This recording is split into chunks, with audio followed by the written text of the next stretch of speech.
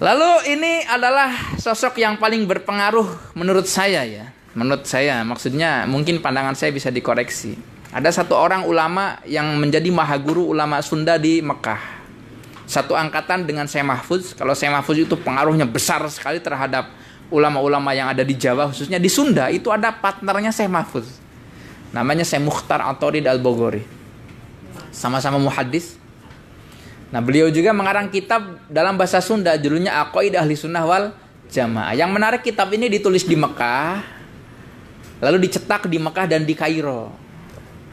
Nah, dugaan saya, Syekh Mukhtar inilah yang kemudian memotivasi murid-murid beliau, ulama-ulama Sunda generasi kemudian, untuk menuliskan karya intelektual dalam bahasa Sunda, aksara pegon.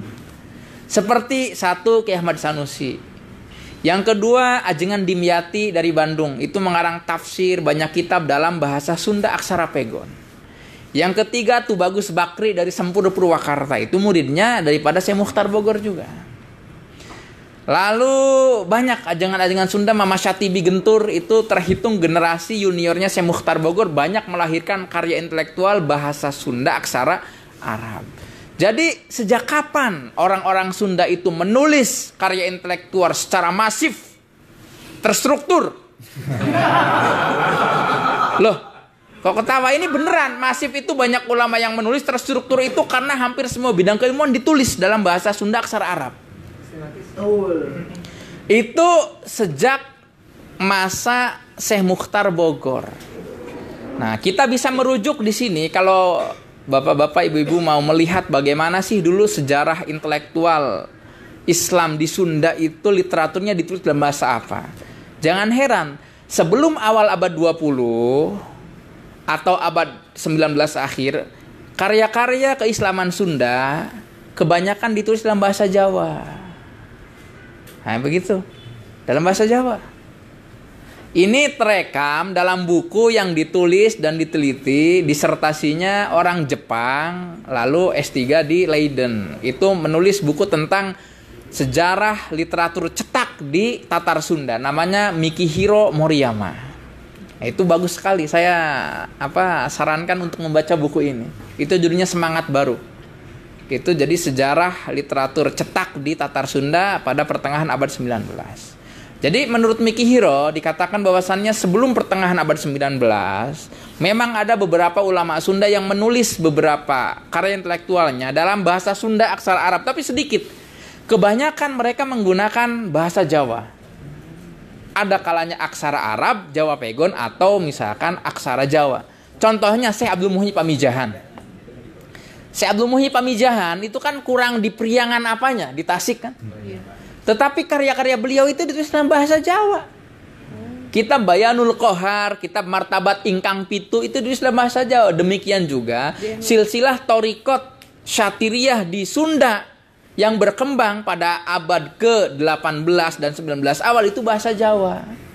Kenapa bisa demikian? Karena Sunda, Priangan, selama kurang lebih 2 abad itu menjadi wilayah bagian daripada Kesultanan Mataram Islam. Lalu kata Mikihiro, para bangsawan Sunda, Menak gitu ya kalau bahasa Sundanya, itu ketika mereka melakukan surat menyurat antar sesama mereka, sesama bangsawan Sunda, mereka lebih memilih untuk menggunakan bahasa Jawa aksara Jawa untuk menunjukkan apa? Kelas intelektual pendidikan mereka. Jadi dipandang orang Sunda untuk menunjukkan kelas keterdidikan mereka itu ketika mereka mampu berbicara bahasa Sunda halus, bahasa Jawa halus, menulis dalam bahasa Jawa. Itu bukan kata saya, itu kata Mikihiro. Lalu ada satu tokoh penasehat kolonial Hindia Belanda tahun 1850-an. Itu namanya Karl Friedrich Holle atau KF Holle. Itu berpartner dengan penghulu Garut namanya Raden Muhammad Musa. Itu menciptakan kanonisasi wacana baru bagi bangsa Sunda. Yaitu apa? Ketika bahasa Sunda menjadi bahasa intelektual. Jadi buku-buku bacaan yang sebelumnya itu adalah bahasa Arab atau bahasa Jawa Pegon, Sunda itu sangat sedikit lah ya. Itu mulai dikanonisasi. Dikanonisasi itu ya apa ya? Ya dikanonisasi gitu ya. diarus utamakan. Jadi bahasa Sunda, literatur Sunda itu menjadi, ya ini ada karya intelektualnya. Menulis dalam bahasa Sunda tetapi dalam aksara Jawa atau Latin. Hole ini, kata Mikihiro, itu tidak sangat suka dengan aksara Pegon. Kenapa? Dia ingin menghilangkan dominasi Muslim. Melalui apa? Penghapusan aksara Pegon. Nah, jadi Muhammad Musa itu menghidupkan bahasa Sunda, menulis karya-karya arus utama dalam bahasa Sunda, tetapi satu dalam aksara Latin, dua dalam aksara Jawa. Nah, akhirnya itulah yang berkembang di kalangan para bangsawan Sunda. Anaknya Muhammad Musa, yaitu Kartawijaya atau Kartawinata gitu, dia bupati ini Sukabumi. Itu menerjemahkan beberapa novel-novel dari bahasa Inggris ke dalam bahasa Sunda, tapi dalam aksara Jawa atau aksara Latin. Nah, ini termasuk siasat dari pemerintahan kolonial bagaimana untuk sedikit demi sedikit menghilangkan pengaruh dominasi tradisi keislaman, terutama pesantren yang salah satu identitasnya itu diwakili dalam aksara Pegon. Itu diminimalisir sedikit mungkin. Semua buku yang dicetak oleh pemerintahan kolonial dalam bahasa Sunda itu kalau tidak aksara Jawa ya aksara Latin. Lalu adalah tokoh di sini namanya Syekh Mukhtar At-Torin. Beliau dari kalangan bangsawan, tetapi yang kemudian menjadi ulama. Syekh Mukhtar inilah yang kemudian menjadikan bahasa Sunda Pegon ditulis, dicetak, dikanonisasi. Yaitu bagaimana kitab-kitab rujukan yang ada di institusi pendidikan Islam itu diterjemahkan ke dalam bahasa Sunda, ditulis dalam bahasa Sunda aksara Arab. Makanya kalau kita lihat dalam sejarah percetakan karya-karya ulama Nusantara di Timur Tengah, itu sebelumnya ada 3 bahasa besar. Satu bahasa Arab, yang kedua bahasa Melayu aksara Arab, yang ketiga bahasa Jawa aksara Arab. Itu bisa kita lihat dalam misalkan buku katalog Fihris al-Kutub at-Turkiyah wal Farisiyah wal Jawiyah al-Mahfudhah bil Kutub Khaneh al-Khiryawiyah bi Misr al-Mahrusah. Jadi katalog kitab-kitab ajam non-Arab saat itu ada 3 bahasa saja yang tersimpan di Perpustakaan Nasional Mesir 1886, yaitu bahasa Turki, bahasa Persia, dan yang ketiga al-Jawiyah. Kira-kira apa? Bahasa Nusantara Jawa ini, bahasa Melayu dan bahasa Jawa, karena kitabnya Ki Soleh Darat itu ada di sana. Nah, lalu ada beberapa ulama Aceh yang menulis kitab kamus bahasa Turki, Arab, Melayu, Aceh. Nah, tetapi sedikit. Nah, Syekh Mukhtar di sini kemudian muncul sebagai ulama besar Sunda di Mekah. Satu generasi dengan Syekh Mahfud Termas, mengarang dalam bahasa Arab, bahasa Melayu, dan bahasa Sunda. Itu yang ingin apa? Menghadirkan bahasa Sunda sebagai bahasa intelektual yang punya gengsi di Timur Tengah. Dengan apa? Dicetaknya karya-karya beliau berbahasa Arab di Timur Tengah. Itu peran besar Syekh Mukhtar. Pengaruhnya terhadap siapa? Ya murid-muridnya. Ki Ahmad Sanusi menulis dalam bahasa Sunda aksara Arab dicetak. Ki Ahmad Dimyati Sukamiskin Bandung demikian. Ki Itu Bagus Bakri yang ada di Sempur Purwakarta demikian. Ki Itu Bagus Bakri juga punya menantu yaitu Kiai Raden Makmun Nawawi Cibarusah Bekasi, yang kemudian bersahabat dengan Ki Nur Ali Macan Kerawang Bekasi, pesantren At-Taqwa. Itu menulis kitab dalam bahasa Sunda aksara Arab. Ki Syatibi di Gentur. Lalu Kiai Badruz Zaman yang ada di Garut, pesantren Al-Falah Biru, yang merupakan beliau itu menantu daripada Ki Mas Duki Balerante Cirebon. Nah, jadi ini jaringan ulama ini bukan hanya jaringan pesantren, jaringan guru murid, jaringan spiritual, tetapi lebih dari itu adalah jaringan intelektual dan jaringan literatur, bagaimana mereka membangun tradisi intelektual masyarakat Islam Sunda pada saat itu. Itu dahsyat sekali, Pak, kalau kita bisa menelusurinya. Nah, makanya ini saya lihat mata-mata yang ada di sini ini mata-mata yang menyimpan optimisme masa depan gitu kan. Yang siap menggali karya-karya ulama Nusantara kita. Jadi begitu Pak ceritanya. Ketika Karl Friedrich Hole ingin memberangus aksara Pegon di Sunda, itu ternyata para ulama lah yang tetap menjaga, melestarikan identitas Islam Sunda itu dengan apa? Menulis karya keislaman dalam bahasa Sunda aksara Arab. Ini yang tidak dilakukan oleh orang-orang Sunda dari pihak modernis. Seperti siapa? Seperti Al-Ustaz Ahmad Hasan, pendiri Persis. Beliau menulis tafsir Al-Quran tapi dalam aksara Latin. Nah ini ijtihad beliau, maksudnya bagaimanapun ini karya intelektual yang sangat luar biasa, kaya sumbangsihnya. Nah, tetapi dari kalangan tradisionalis, kalangan pesantren tradisional, itu ya kita sebut NU gitulah ya. Karena bagaimanapun nanti bertemu dengan Nahdlatul Ulama, Pak. Kalaupun berlari, enggak kami mah bukan NU kok katanya. Lain dah, orang mah lain NU. Pasti ada buyut-buyutnya. Seberlari apapun dari kenyataan, tetap nanti perasaan itu akan tetap ada, Pak. Jadi nggak bisa diingkari kalau itu. Ya pasti NU-nya, Pak. Nah, makanya di sini saya saat ini sedang berusaha mengumpulkan warisan intelektual ulama Sunda. Jadi karya-karya ulama Sunda yang ditulis dalam aksara Arab. Aksara Arab itu bisa jadi bahasa Arab, bahasa Melayu, atau bahasa Jawa, bahkan bahasa Sunda. Contohnya Kiai Hasan Maulani Lengkong Kuningan. Kiai Hasan Maulani itu yang kemudian menurunkan generasi murid yaitu Ajengan Ciwedus. Kiai Saubari yang melahirkan beberapa nanti ajengan yang ada di Jawa Barat termasuk Ahmad Sanusi. Itu ketika menulis surat menyurat dengan anak cucunya, beliau itu dibuang ke Tondano jauh ya, Minahasa.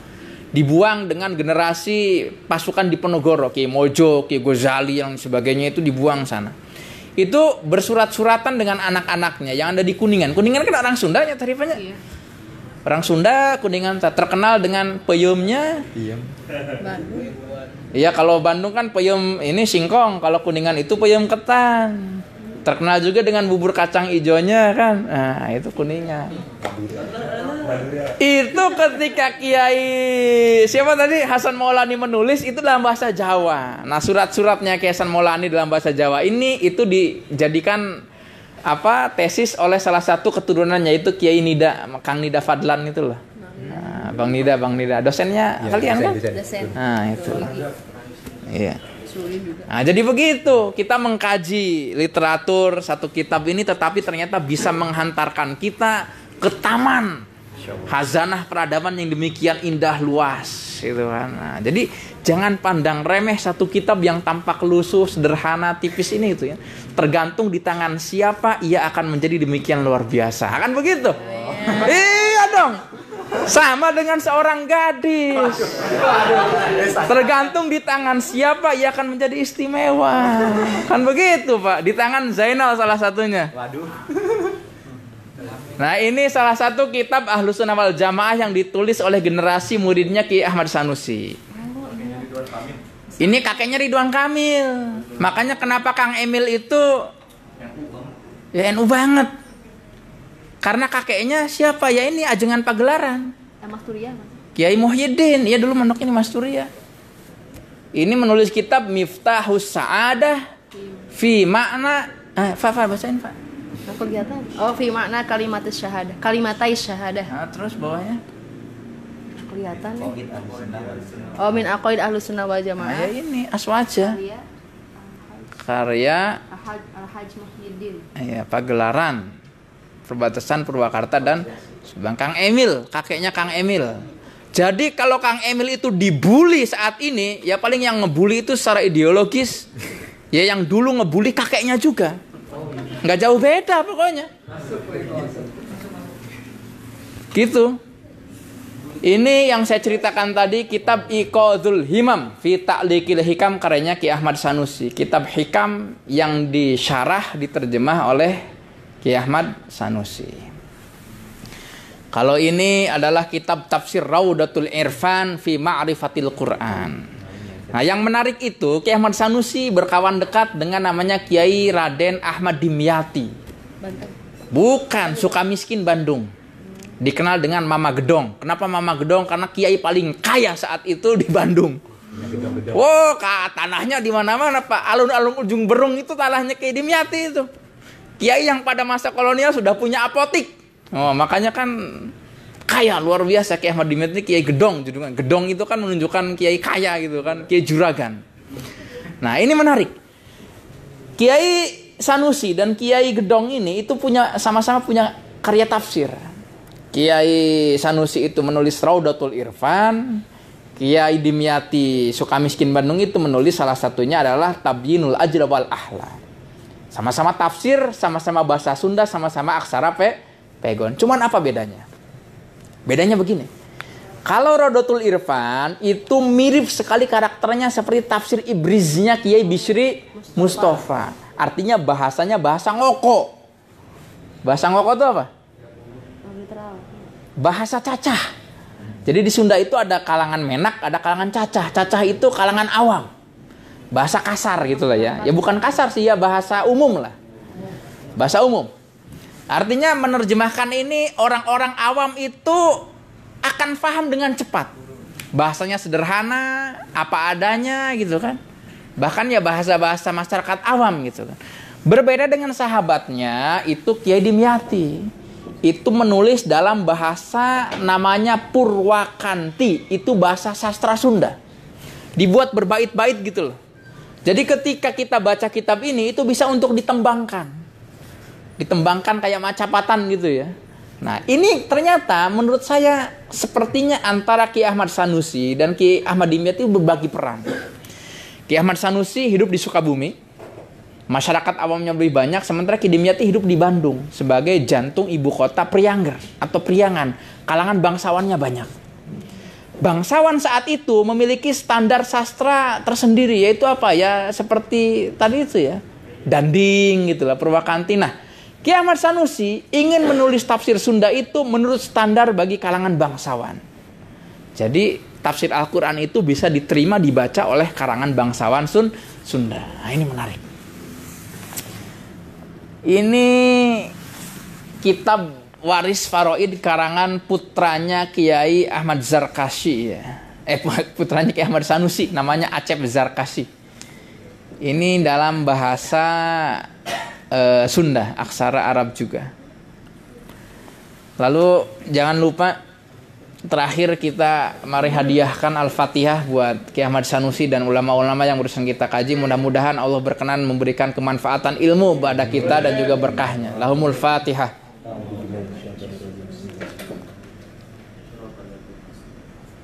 Rifa, waktu ke Gunung Puyuh ziarah nggak? Ziarah ya? Oh, ya harus ziarah. Harus.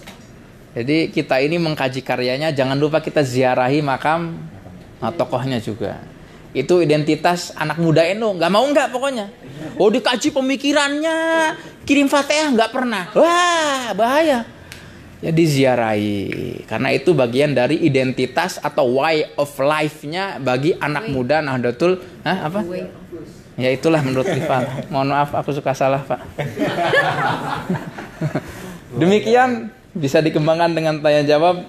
Semoga kawan-kawan menjadi termotivasi. Ini ada Kang Zainal, ada Teh Rifa. Silakan kawan-kawan menulis tentang ulama Nusantara dan karya-karyanya. Terima kasih. Wallahul muwaffiq ila aqwamit thoriq.